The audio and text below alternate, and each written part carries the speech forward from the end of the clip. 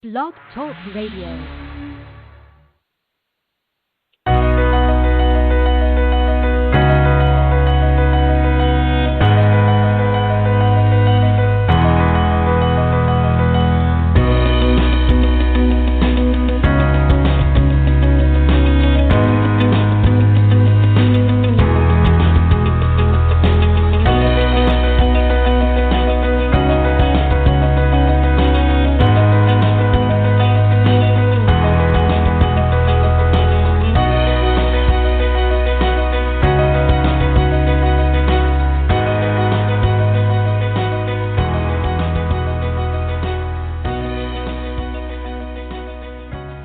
Opening music provided by bensound.com. Welcome, everyone, to today's Earth Energy Forecast Show on this Tuesday, March 31st, 2020.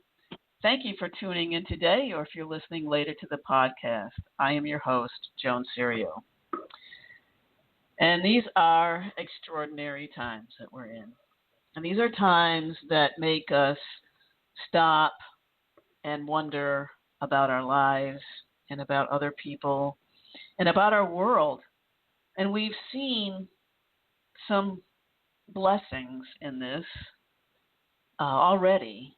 I always try to look for the gift because I believe there's a gift in everything. Where pollution levels have decreased in China, where the dolphins were coming back, and other things, that Mother Earth is starting to renew herself already. So as we begin to see how things can really change, how we can make changes in this world, today I'm going to bring on a guest that's going to talk about how we can do this in a very tangible way, and looking at things and using technologies that we're not used to, that we haven't used a lot yet. So today I'm going to bring on Susan Manewich. Susan focuses on conscious leadership to the positive evolution of all life. She has spent over 20 years in the areas of leadership consulting, emotional intelligence, resonant technology, and better understanding human dynamics to successfully transition through these planetary changes. She works to bring ethics, integrity, and global team cohesion to the field of new energy technologies. She is currently president of the New Energy Movement, a 501c3 nonprofit located in the U.S., and co-founder of NUI, the Foundation for Moral Technology, which is a community interest company based in the U.K. Some of her professional accomplishments are in the field of conscious leadership development and emotional intelligence, and worked with clients around the globe, including Harvard Business School, Yale University, University of Chicago GSB, London Business School, and many others. Susan is a published author of several pieces of emotional intelligence work. She co-authored the paper Scientific Information Received by Contact Experiencers in 2018, and was the co-author of the book Hidden Energy. Her other co-author, Jean Manning, has been a guest on our show before. She also serves as an advisor for the Tipping Point and a research advisor for CCRI, Conscious and Contact Research Institute. Her websites are hiddenenergy.org, newenergymovement.org, thenewifoundation.com, and you can reach her at susan.manewich at thenewifoundation.com. Welcome to the show, Susan. I trust that you are well. Thank you, Joan. Yes, I am working to be well through these changes that we have, for sure. Yes. Yes, many changes here on this planet, and you talk about that. And I want to get to the emotional intelligence part of this too, but let's get to the crux of the matter here. Let's talk about what new energy technology is and how you got interested in this. Sure. I think maybe a bridge before we get into that is, it's funny because when you do interviews for, let's say, the book, or if, people are asking about the organizations, to share more information, you've like I've got an anchor of notes, and most people do, right? That you look at. And I looked at mine before the show, and I said, wow, a lot of this still applies. That's great. But the times that we're living in right now, there's a shift in terms of, what I call, there's knowing what you think is going to happen in the future, but then when that happens, you're in it now. You shift your languaging a little bit. But I wrote that bio about the positive evolution of all life regarding these planetary changes and that was about a decade ago. And some of us, I think, have known for quite some time that the planet was going to be going through a shift. And, the geomagnetic changes, you've got that aspect of the shift, and then you've got the human beings that live on the planet. And knowing that as a species, we're going to be challenged because some of the ways that we seem to be living are not in alignment with some of these changes that are coming. So new energy technology is, I would say, there's the people that work on this have known, many of them have known that these changes were imminent, and here we are now facing a whole global crisis, right? And, we can get in depth about how does that even relate, how does this coronavirus even relate to, anything to do with new energy technology, and it does. So these technologies are technologies that are more harmonious. They're in alignment with nature. They're not working in this oppositional force, but they're working in alignment with nature, and they're clean. They are not something that you need to be tied into a big grid that somebody can just go and shut down the whole thing, which we see happening in other, spaces and places right now. So there's more what I would call energy sovereignty, even more community energy that could be utilized, as opposed to the way that we're tied into this, for many people, tied into this bigger grid right now, which is debatable whether or not it can withstand and handle some of these potential geomagnetic changes that we think may be coming on the horizon. So there's just a little I don't bit know about that it's debatable. I don't think it can. I don't know that it's debatable, but we'll talk about that later. I'm sorry. I love it. You never know who you're speaking to. So no, exactly. I mean, this is we've been.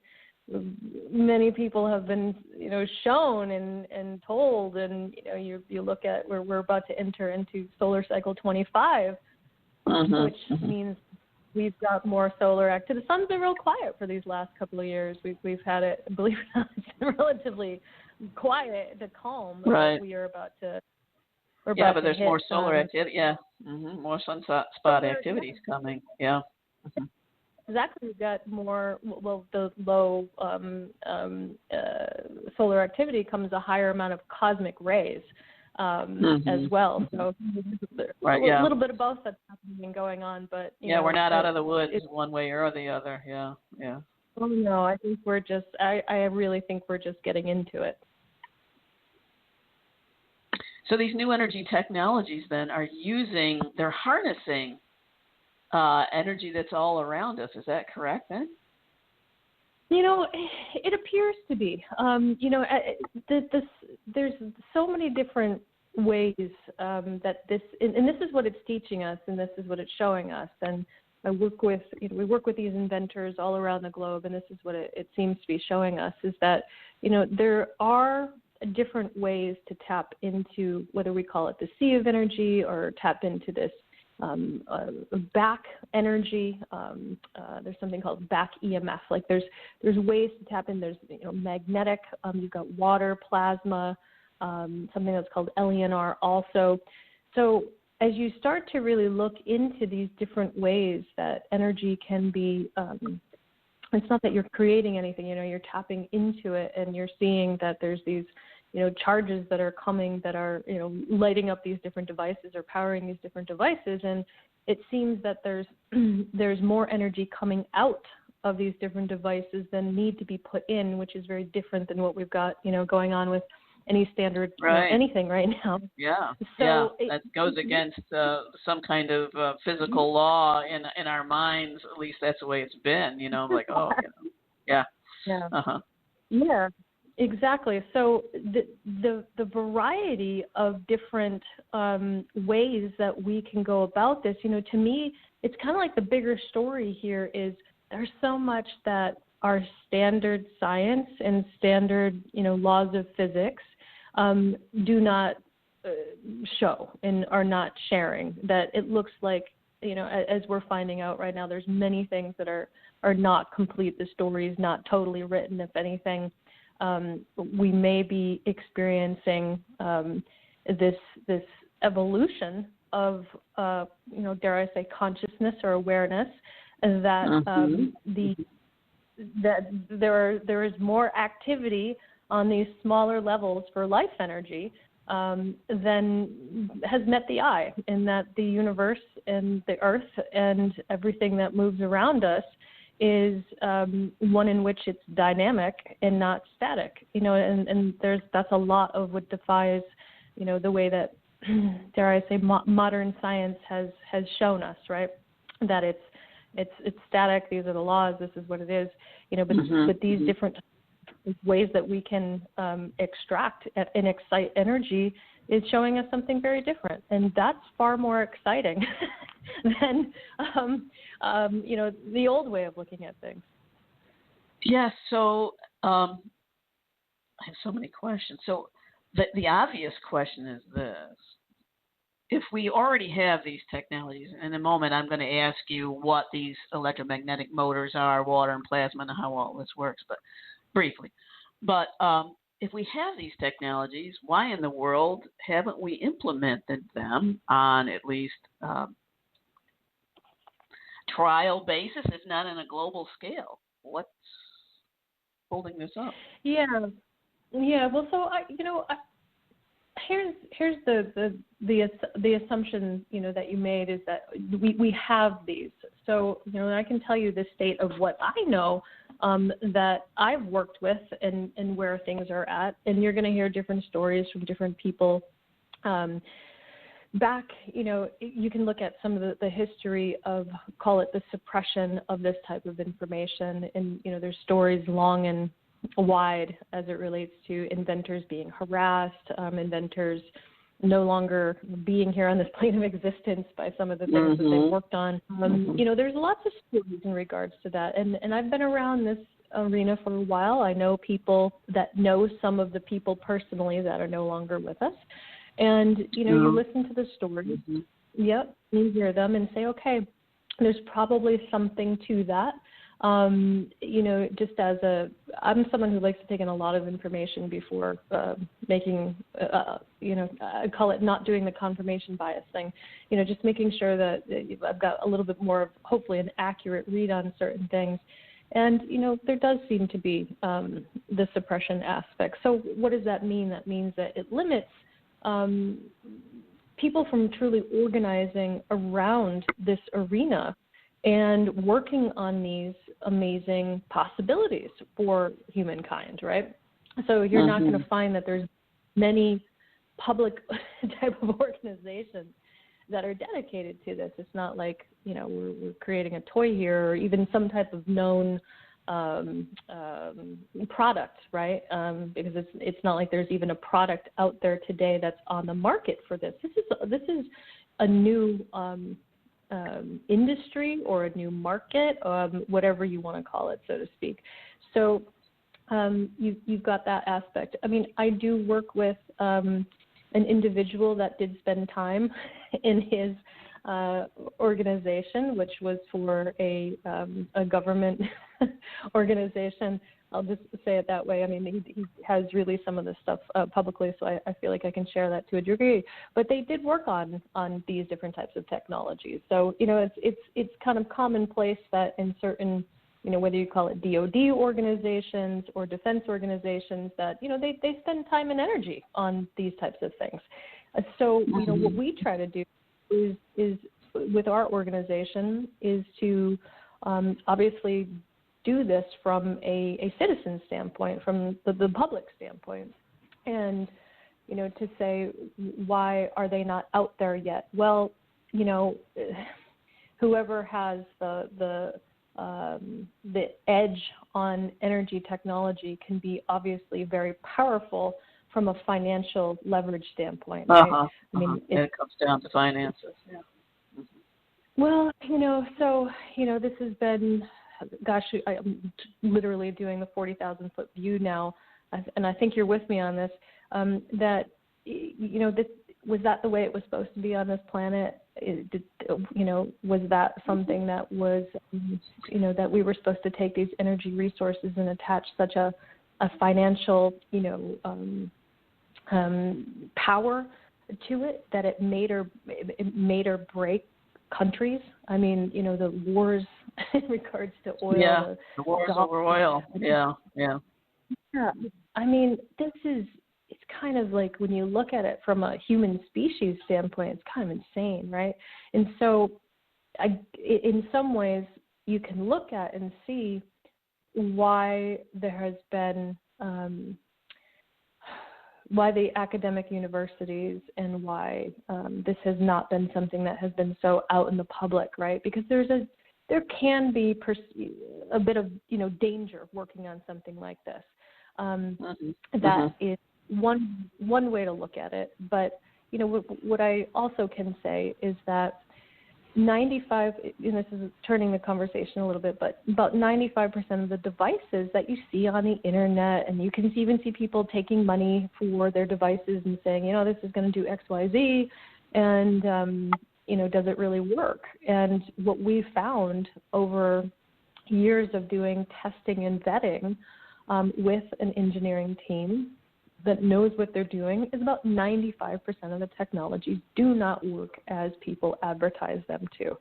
So that means that this is a field that has yet to, or excuse me, let me be more positive because this is more accurate, is in the process of maturing. It's in the process of getting proper boundary conditions and education of what works and what doesn't work. So, there's a learning process of it and demystifying the stories, because there's lots of stories and lots of promises, and especially in the time that we're in right now, to be very careful about, because the reality is we are living in a different time as of a couple of weeks ago, right?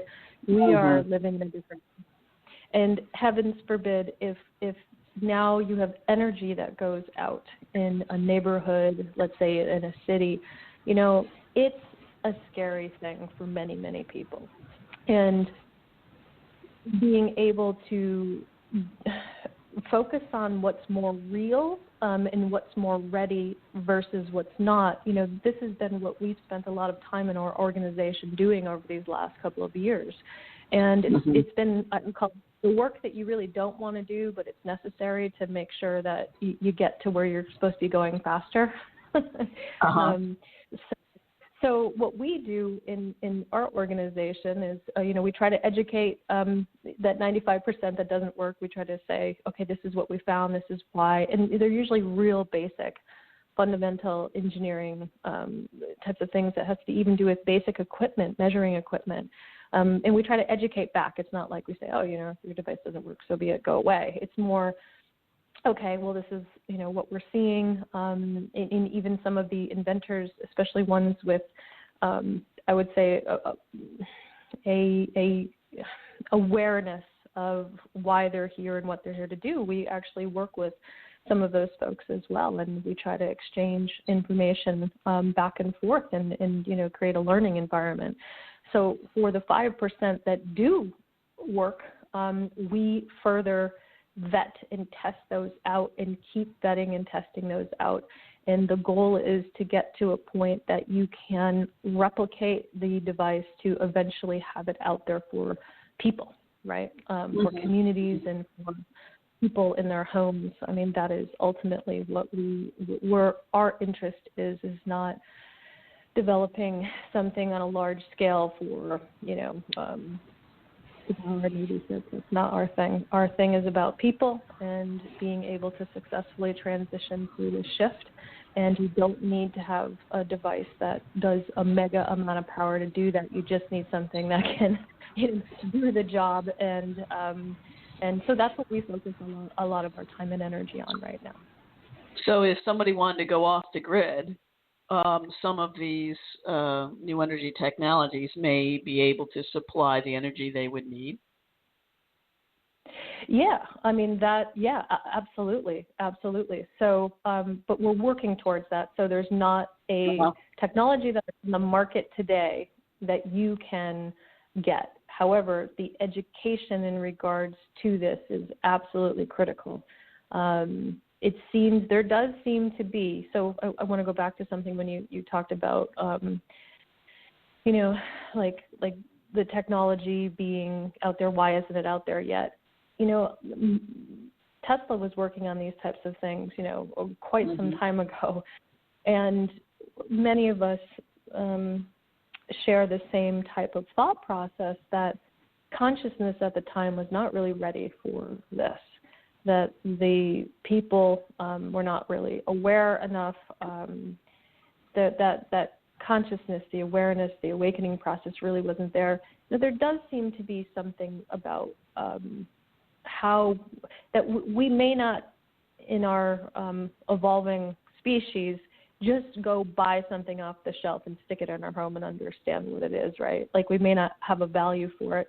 There seems to be some type of kind of like an educational, public educational awareness that we need to understand a little bit more about how we work as human beings before we can really understand how these technologies work. And, a lot of us talk about that. It's not just like a handful. It's people that have been in this for quite some time. Because the technology – oh, go ahead. I'm sorry. I was just going to say, it's interesting that you bring that up because a lot of us in the spiritual community are saying that this time of being, cloistered again, some of us in past lives have been cloistered. I use that term. That's interesting. Anyway, now that we're in our homes and we have this time on our hands, and people that haven't taken the time to slow down, to go within now, have this time, and this might be a time of a great awakening. So do you think that as an offshoot of what we're going through now, I'm hoping there's going to be a lot of positive things from this, that maybe we would be more open to these new energy technology machines? I would, and I want to tell you what I see happening from my little world, because it's like this.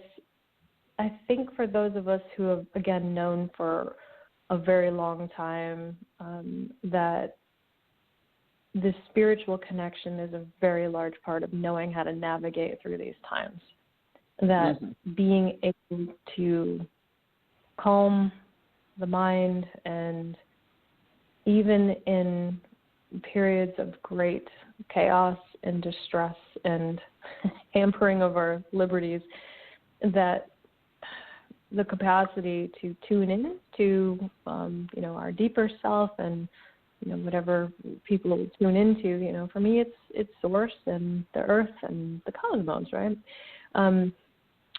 That we'll know how to navigate through these times. In the last couple of weeks since this has happened, I have never been so connected to others that were of like mission. And it's not just the energy technology. It's everything related to what I call the shift. It's almost as if there's now a veil that's dropped and people are on the go. And I'm seeing that. I'm not seeing anything slow down. I'm seeing things speed up as it relates to, and not speeding in a frantic, like, beta brain wave. No. You know what I'm saying? I think that makes sense, right? Because it's so new. And language around Yeah, it. you put words into it. Yeah, it's like one of your motors here, your your magnetic motors. It feels like for those of us that have been on this path and doing this work in various ways up until now, which may change, uh, that magnetically we're being attracted to one another, and then boom, something happens. Oh, let's do this. Oh, let's do that. Oh, it's time for this. It's time for that, and that's what it feels like, is like there's this force field that's just pulling us all together right now. I don't know how to There you describe go. it. No, you're describing it, because that's what it feels like as well, and it feels very natural. It doesn't feel like there's a how am I going to introduce myself to this person? That's not even there. You're just on go with what you're doing. Yeah, that's true. like that's very you know true. this person, right? Like you know. Yeah. So I'm a little bit because I'm listening to myself. I'm like, wow, I haven't said this before. I haven't said that before. But I'm seeing the people that are awakened, the people that are awakening. They're ready and they're moving. And even the level of progression in the work over these last couple of weeks I've been having conversations that I've only dreamed of, that I'm now having with other people in regards to this work. And it's like, wow, that conversation just really happened. With this work just really happened.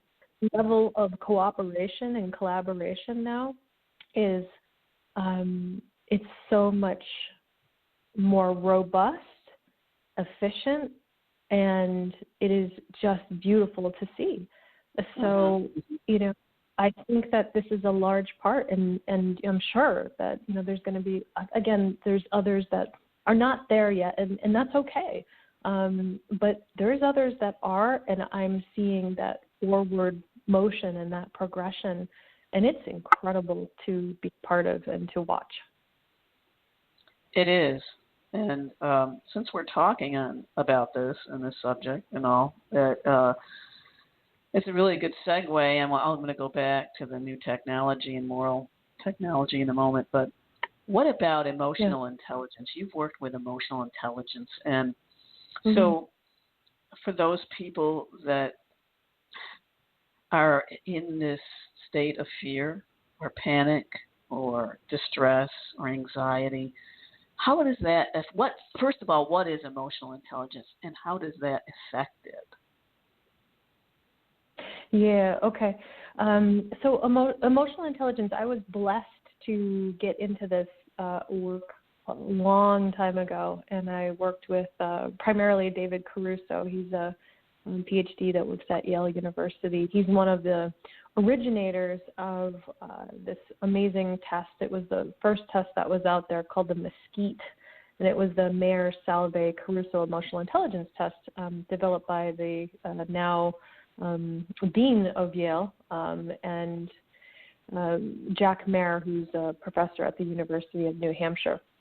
So I worked with David for about a decade, and we traveled around and we did a lot of training and development and consulting with organizations and business people. So just, to do a little bit of a segue on that, I always say EI was not popular when I was doing it, but it became popular. So I was lucky to be involved in that, because it was a tremendous time in my life that is related to this work right now. But EI is the capacity to accurately take in and assess your own, take in from others and assess your own emotional state, to know how those emotions are affecting your thought process and other people's thought process, to know where those emotions stem from. So why are you feeling this? Like, what's that trigger?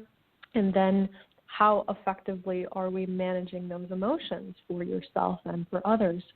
So it's self and other. And it's what we found is people that have more of a natural ability to exhibit high levels of emotional intelligence are usually the visionaries of organizations, they're the ones that know how to create a vision and have others willingly be a part of that vision. So it's more of like a participatory type of leadership as opposed to, that fear-based leader, do as I say, right. Yeah. not as yeah. you do. And, you'll become, you'll have something taken away if you do X, Y, or Z. What we've found is people are more of that. It's more of like an evolutionary leader if they're leading in that way. So relating to this time, I've watched this. This is wild, and I'm sure you've seen this too. I don't know if it's like the increase with social media that you can't see who's on the other side of you. So, you get people saying some strange things and not very compassionate and not very kind, right? But this sense of you're not even seeing another person as a person. And the aspect of emotional intelligence that's really important is you and the other, being able to make those assessments accurately. And many times lately it seems that we blurred the lines of what we're feeling or what someone else is. Like we can't seem to get that clarity in place.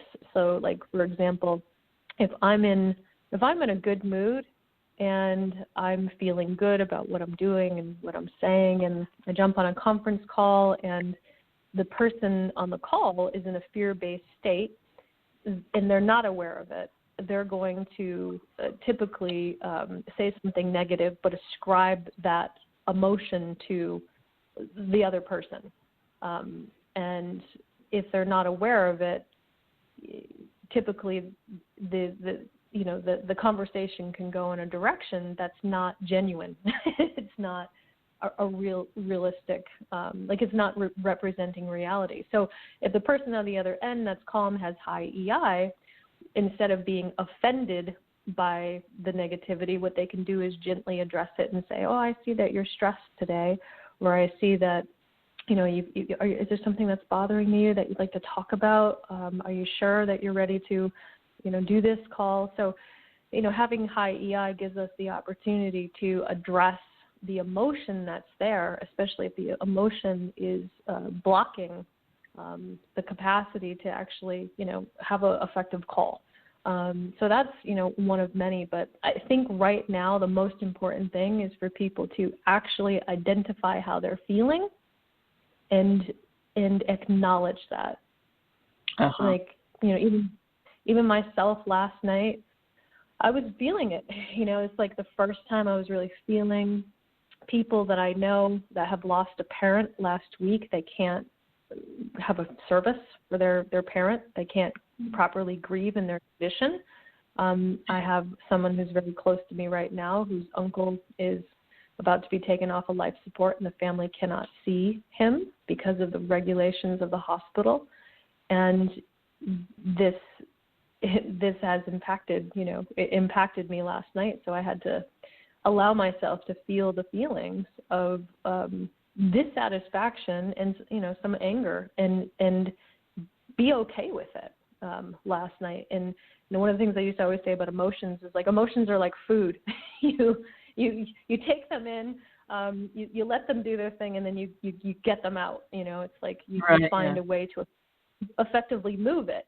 But the key is right off the bat is being able to identify it and express. Even if you're talking to a friend and say, I just need to get this out. Can you be a resource for me in order for me to express this? Can you hear me? Or to go to your computer or go to a notepad and write down what it is that you're feeling.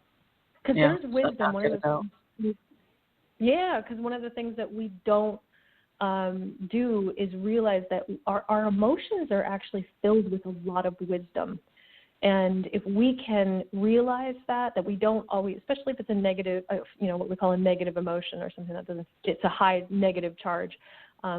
If it doesn't feel so good, that doesn't mean we ignore it or push it out. It actually means it's trying to tell us something. And that's important, especially to making changes in one's life. So I'm sorry, I think I could go on for this. I haven't been asked that in a long time, but it's so important. It's really important right now. Not to say that the new energy technology isn't, but this is really important right now, and I think it's worth spending some time on. And really, what you're talking about is a lot of what a lot of us have been working on for our self work, is to be aware of our emotions, to be aware of our thoughts, and to allow. I had a breakdown day earlier, and I'm noticing, like, okay, that's what it is, and I'm giving myself the time and space to do it, and I'm going to be gentle with myself and know that this too shall pass, and just allow it to flow. And if I need to cry, I will cry. That's right. That's right. Yeah. And to give, so everybody out there, the permission to do this. And I am by myself, so I don't have that immediate person next to me to, like, how is this going to impact them if I just break down? But for a lot of people, that's not the case right now. That's so right. What tools, what can you suggest for them so they can share this, and get this emotion out, and yet still consider how it's going to impact the other person in the family? Yeah, you mean if someone's alone? I didn't quite understand. No, I'm alone, but a lot of people aren't. So they may be in a family, you may be in a group, or maybe you have a roommate and you're there together, and you need to express this and also be aware of how it's going to impact the other person. So any suggestions, any tools? Absolutely. I'd say if you do have someone that can listen and is in your environment, because sometimes, here's what we think. Sometimes we think, oh my God, if I'm going to express this, then I'm going to hurt somebody, right? Or if I'm going to express this, then I'm going to offend someone. I'm going to hurt them in a way that I don't mean to. I don't want to bring them down, right? That's a lot of, when I did all the coaching, I coached thousands of people. I gave feedback to thousands of people, so you get a chance to have a mass of people that you worked with over a decade. And what I found is one of the worst things to do is to bottle it in and lock it inside, right? Like it's worse because it doesn't create a connection with others. If we're holding in, and I see a lot of that going on right now. That's what I call they're not just quarantining themselves, they are segregating themselves emotionally, spiritually. They are segregating themselves. And it's not a criticism. However, if that what I would even call like an emotional quarantine is actually not producing something beneficial, and if the person is just in a continual state of fear, that's not the most helpful thing. So what we found, because I would do exercises with our groups, and all over the world, it wasn't just in here in the U.S., that when you give people the opportunity to begin to express what they're feeling, it allows the other people to open and express as well. Think about it, it's like even resonance. It's that you're triggering something in another typically that allows them to share. So what I always say is, if you have a trusted person, to just simply say, listen, I am feeling something right now. Let's say I'm feeling stress. I'm feeling stressed right now. Can you be a source of support to just hear me? I don't need you to give me an answer. I don't need you to solve my problem. I don't need you to agree with me. I don't need you to disagree with me. I just need to be able to express this. And can you just hear me? That's it. Can you just hear me and maybe hear me objectively? If you say it like that, and you don't, because sometimes when we get upset or angry or heated, we begin to point to that arrow towards the person and not realize that we're directing our anger towards them. So that piece is important, to make sure that we know what's actually causing, the stress. We're able to at least have enough of safety within ourselves that we don't put that onto someone else. That's really important. To say this isn't personal.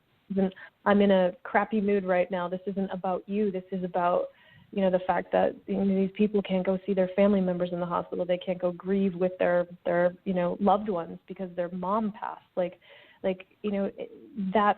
That's okay to say that, and it's okay to then take some time to write. But I think we're in such solitary time right now that I would say a lot of us have a lot of solitary time right now. One of the things that we don't have is enough one-on-one connection. And so to pick up the phone and to call that friend, or pick up the phone and call someone maybe that you haven't heard from, and even just to check in to see how they're doing, because they may be feeling exactly like you're feeling, but they haven't said it.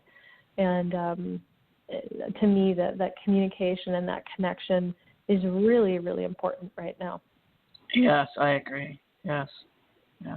Yeah, because it does have this energy of wanting to hole away, and I've had friends kind of do that, and it feels like people are just pulling way, way, way, way back. And yes. It's interesting. I think it's serving a purpose, but all things in moderation, Yeah, you know what? I saw that as well, and I said, "Wow!" Even people that I know, I would classify them as fairly awakened, are responding in ways that I am surprised about.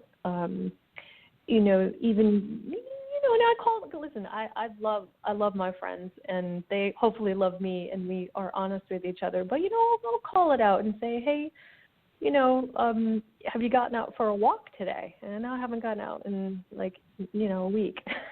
Why? Really? Isn't it good? Yeah. Or also, friends that are a little judgmental on what others are doing during this time. And I'm like, well, how is that serving you right now? And what's going on with you? So it's addressing the fear. Because there's the fear is actually it's like this calm kind of pervasive fear that's going on right now, and this is what I'm finding. My check-ins that I'm doing with my friends is because I'm seeing it, and it's just gently kind of pulling it out to try to help neutralize where they're at, so they don't go too deep into this hole of fear. And it feels like we're going to go through waves, these different waves. Like this might be the first wave of this pulling back and going within, and then there'll be another wave of maybe it all just comes out, like just without thought of how it's going to impact the other. Who knows how it'll flow? But I just had a thought about the show, and I think this is wonderful. But we're talking about new energy.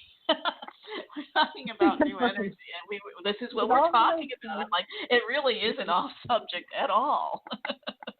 Because it is all energy. That's right. How can you've heard of Dolores Cannon, right? Yes.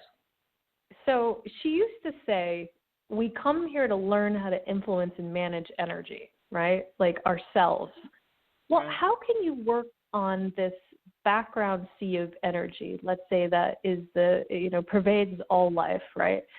If you don't understand how you as a human being are an energetic being on this plane of existence. Like, to me, the two go hand in hand. And maybe why we've developed such archaic, ways to power our planet is because that's the consciousness. And I want to go a step further because you did, ask previously about the research that I was part of publishing with Dr. John Climo and a team of other researchers in 2018, because this is the relationship right here, that what we found is there was many, many people saying that these changes were coming, and can I talk about that? Is that okay if I can do that right now? Because I can make a bridge. That's fine. Yes. Yeah, right. That's fine. Go ahead. This is very important, as important as the other, I think. So. Well, yeah, because you were going to see how they're totally linked, and we're being basically shown and told time to shift your ways.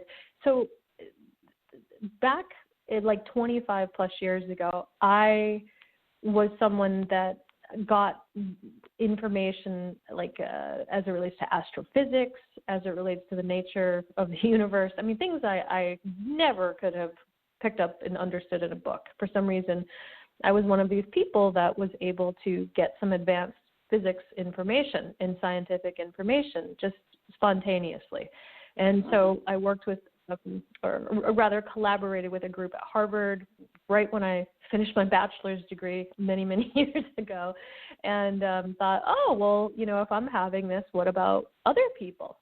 And it wasn't until literally 25 plus years later that I was able to work on this research and answer this question as part of this group, or ask this question and get some of this information. So there was about 2,500 people that were surveyed, and these were people that claimed to have, let's say, a conscious type of contact, and I'll get into, the different type of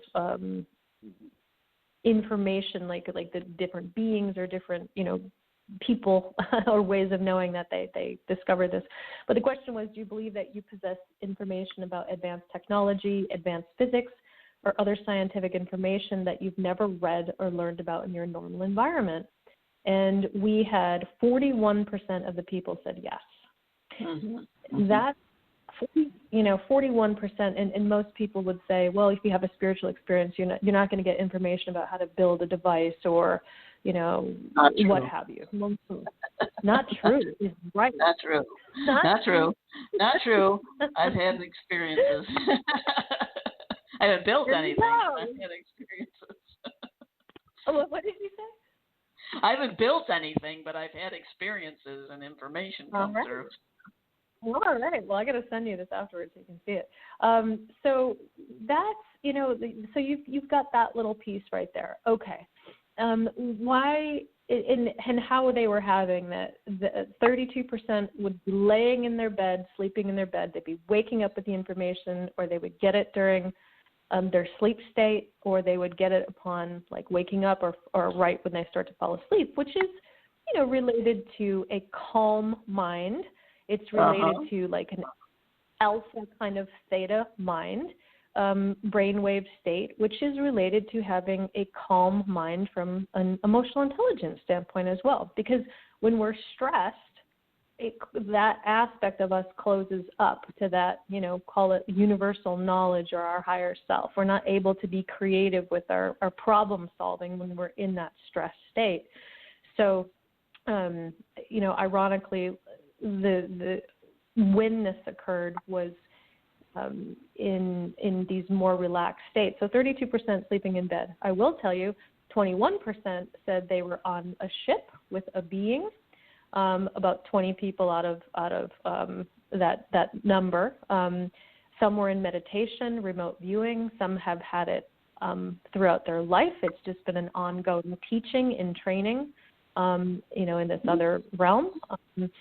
Some even had it while they were just reading and watching television. It would pop in. But most of the time, people were alone. I find pretty fascinating. Yeah.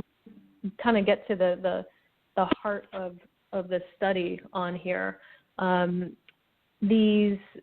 These individuals, we asked, well, what do you think this is really about here? What's the predominant theme? What's going on? Why is this really important? And 20% said it was about the nature of the universe. They were literally being taught about the nature of the universe, the way that universal energy works. It was for consciousness education training. It was for ship navigation and ship creation. Okay, I mean, that seems kind of out there, but when you see the consistency of it, you say, okay, well, who am I to judge? I'm taking, the information. It was about future prep for Earth changes, and keep in mind this was, published in 2018. Love felt, some people it was the equation and formulas. Other people it was about device creation. But what I can tell you is that the underpinning to this whole thing about the nature of the information is love was embedded through the vast majority of these answers. That it was, because I had the honor to go through 90 of these 12 pages of responses, which was a lot of information. And when you look at it, the consciousness of vibration, increasing the vibration, increasing that consciousness from that universal love, that is the primary. And what is created out of that is these, I will call it this subtler realm, these energies and these devices that work in alignment with truly what the nature of the universe is, and truly what the nature of the earth energy is as well. So there's your relationship to the consciousness piece as it relates to the technology. And, the vast majority of the inventors that we work with all have had experiences like this. I just can't believe you said all of that. I mean, honestly, it's a good thing this is radio. This is a podcast because I almost started crying. It just like, oh my gosh, that is what has happened to me. I in my sleep been woken up with dipole moment or intermittent gamma ray bursts about the coming shift. Later on I put it together, but it was also in my book Hardwired to Heaven, and the information I got about how creative energy works, and then you talked about love, and the third book was Into the Heart of Love, Decoding Love's Hidden Power, and it was about what love truly is. And I'm like, oh my gosh, and it just hit me like right in the heart. So I just want to share that with listeners that this really is so, and not to poo-poo what you felt, experienced, whatever. I mean, I'll never forget those times when I was woken up, and that happens. You don't forget something like that. It sticks with you. And I just encourage everyone to follow it and to do something with it. Absolutely. I had no idea. Thank you for sharing this. I'm going to cry because you don't know the anxiety that I have when I go to share some of this, because I'm like, oh, man. As most of the people who know me say. Yeah, as most of the people who know me say, I know I can say this to you, so it shouldn't be anything you can tell me. Oh, there we go. Yeah. Yeah, it must be one of the reasons I'm doing this show. So anyway, yes. So I'm glad people followed this and created all of these and followed this and put this into practice. So we have these new energy technologies now. Yeah, and they're coming together. In the past, it used to be because they couldn't really trust each other, because there was, I don't think that they, like the what I call the more trustworthy people were able to even find each other. They needed to kind of go through their own thing and their own development at the time. But what I'm seeing now is, like I said, this like veil has dropped, and it feels like it's on go for people to collaborate and communicate. And, because sometimes you find people hold on to their IP, real tight, and that's okay. We respect that. But what I'm seeing now is this greater collaboration, because it's almost as if they do see that they are a part of, what we're all going through on the planet. And it's kind of like, well, we have to help each other, because that power of collaboration is far more needed than the self, what the self needs, right, and wants. This is time of co-creation. Yeah.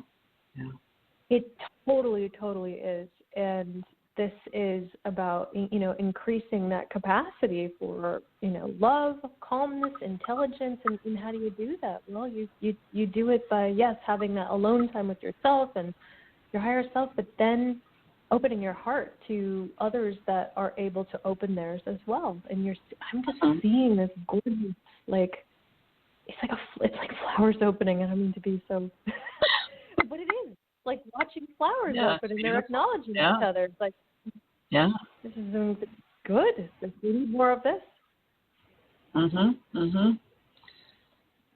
Wow, I can just feel the energy right now.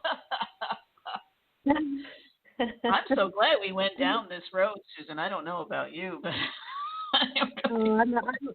I'm always relieved. Like because I have the apprehension of, like I've had a lot of these experiences my whole life, so I've had to talk about it from a bit of an apprehensive standpoint because you don't know how people are going to react. So you have, what I've always had to do is dance a little bit, and then if the floor remains open, then I dance a little bit more. But if it's not, I have to pull back because sometimes, it just depends on who you're communicating with. Well, this is a collective awakening, so I think we have permission now. Feels so good. Yes. It definitely feels good. It does. So you also talk about moral technology and how to use these technologies ethically. And I think that's really important, really important. Can you talk a little bit about that? Sure. Because to us, like, morality is an evolving piece of this, because it's not like I feel that, we all know how to exactly and perfectly do this. Like we're working this thing together, and we're understanding it's that feedback, feed forward loop with how to show up well and righter. I don't want to say right. So how to do that. So we, don't take like funding to work on these things. We don't take it if there's a hook or a connection or a tie-in that feels like we're going to be owned, or we have to work to own some of our inventors. We don't do that. I would say barbaric. That's not the right term, but it feels barbaric. So we don't do anything like that. That's not what we're about. We do our best, and I think we do it successfully, to create an environment of trust with the people that we work with. We work with conscious law, and that may seem like an oxymoron, but what we've been able to find is lawyer, because you still need to have the legal aspects of things in place, but doing it consciously, not doing it from if you look at agreements, they're very draconian. It's like it's about fault finding, right?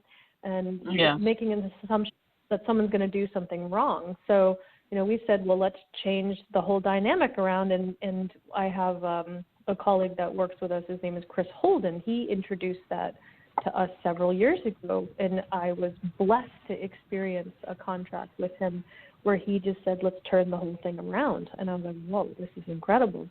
So we work with conscious law. We also, we don't promote anything unless it has, and this is what I love about my colleague who I started NUI with, is he's a British Ministry of Defense trained engineer, a well-read individual on Rudolf Steiner, and a really good human being.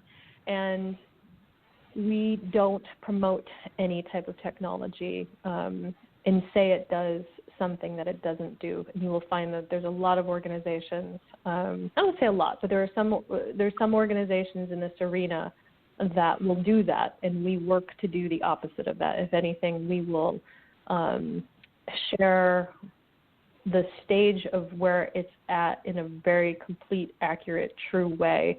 And, that sometimes can hinder us from getting XYZ dollars, but we're okay with that because we believe that you have to be accurate with what you're saying. So you don't take in a penny of support unless it is where we think it's at. And that's different, because lots of organizations will, the wing and the prayer, right? And everyone's looking for a couple of miracle shots right here. But it's also in how we look at, so let's say a technology hits the market or hits and it begins to make money. We are a community interest company, so we take any profit and that goes back to community organizations like NEM. NEM is a nonprofit, and so it can receive a donation from our community interest company. We intentionally did that so it could be supported, so we can continue to give free information to the public, so to speak. In other programs, there's other things that we want to support, but the big thing is the continued funding flow for research and development. I'll say one last thing in relationship to that, because there's so much to say about the moral piece, and we talk about it daily. I just got off a call an hour ago talking about it.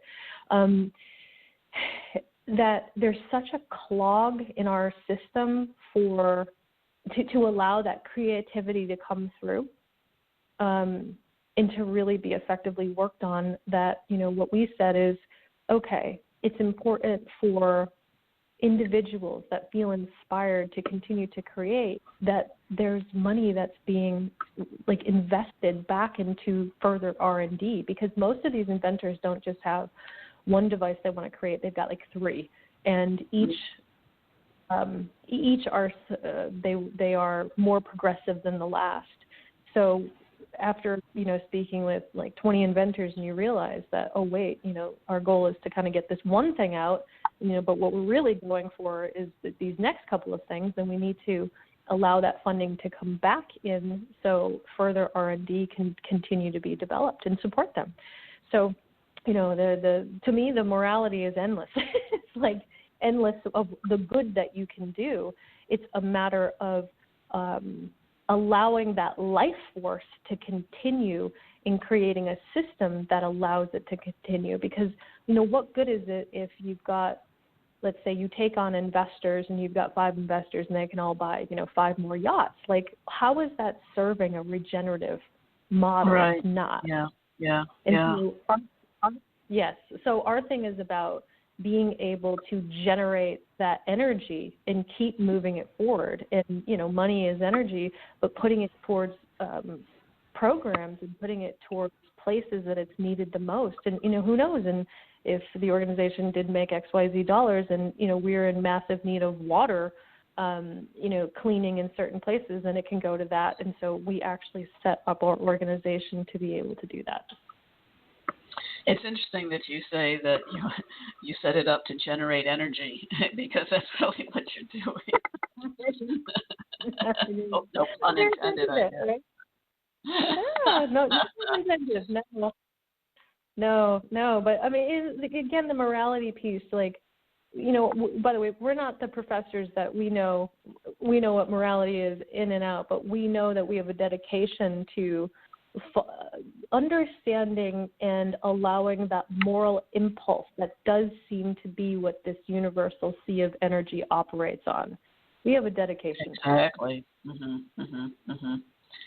Yeah.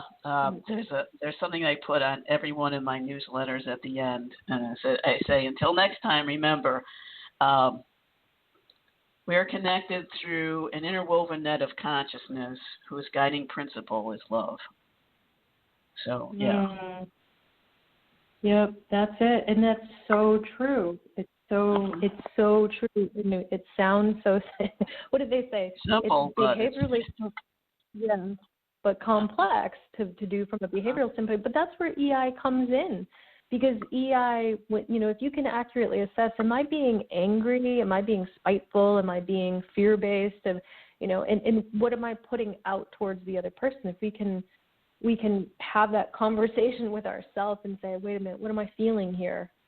What's my responsibility with what I'm feeling before I have a knee-jerk reaction and put it on someone else?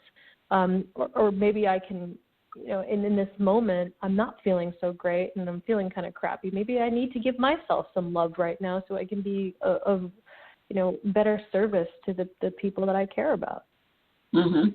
Exactly, yeah. And that's, I don't know about you, but that's what I've been doing these last couple of weeks. I'm like, there's a lot of space now. It's good in that regard. Yeah. How can I show up for myself so I can show up better for others? Yeah.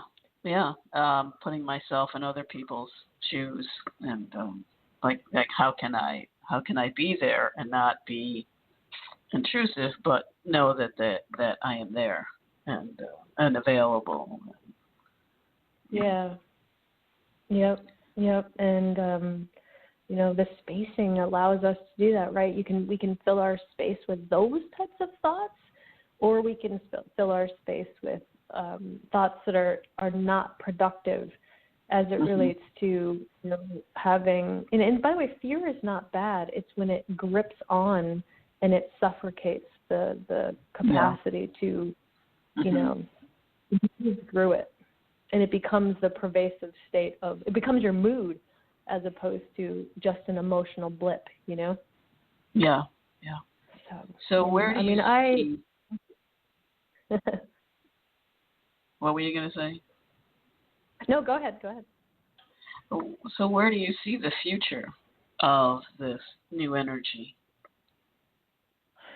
I think regardless of what goes on in our world, and I mean regardless, I feel like there are people that are here to learn. There are people that are here to collaborate. There are people that are here to bring in a new way, and it's not going to stop. It doesn't matter what goes on around us.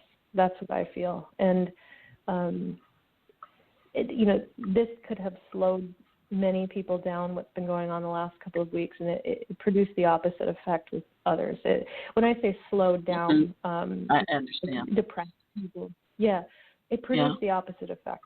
People they're speeding up their connective capacities. It's moving work forward in ways that, again, people I don't think imagine that it would be so possible. So I see more of this, and I just see that it's such a necessary aspect to, it may not be about the actual device that gets produced and out there. It may literally be about this journey of learning and understanding.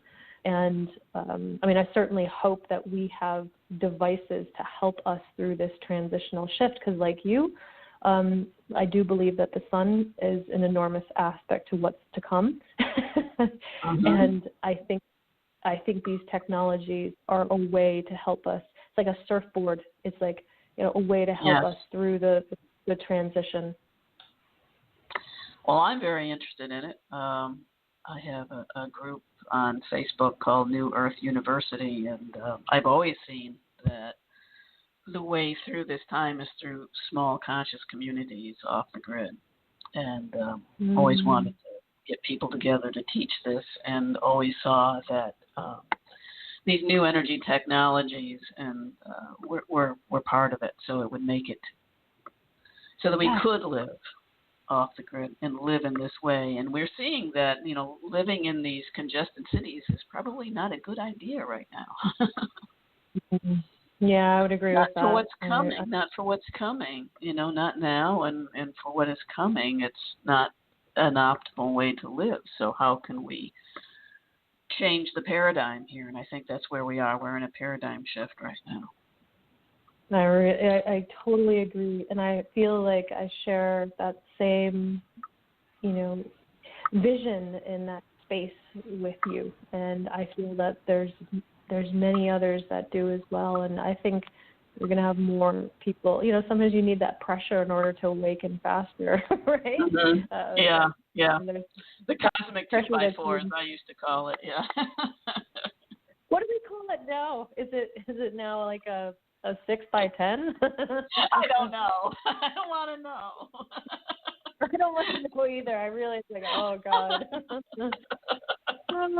We're waking up. Don't worry, we're waking up. Yeah, we're waking up. And we're not doing it alone. No, we feel like we're alone, no. But we're not. And that's what's really important. And just for everyone out there, wherever you are in your awakening, you're not alone. And if you need help, you need information, contact me. I will help however I can help, whatever I can do. I don't want people to feel alone. I've gone through it. I've walked this path alone, but I had the luxury of doing it over a long period of time.